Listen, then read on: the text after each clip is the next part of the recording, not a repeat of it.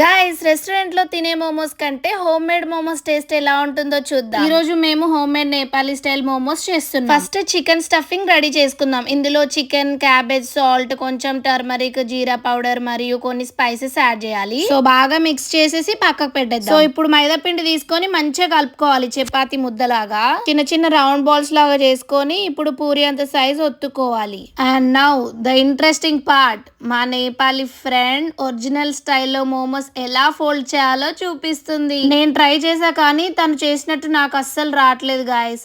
అన్ని మోమోస్ రెడీ అయ్యి ఇప్పుడు స్టీమర్ లో పెట్టేసాం. ఫ్యూ మినిట్స్ వెయిట్ చేద్దాం. మోమోస్ బాగా స్టీమ్ అయి పర్ఫెక్ట్ గా కుక్ అయిన తర్వాత మోమోస్ కి నంచుకోవడానికి దానికి సంబంధించిన చట్నీ ప్రిపేర్ చేసుకున్నాం. So finally momos ready, spicy chutney ready. So let's enjoy this delicious momos.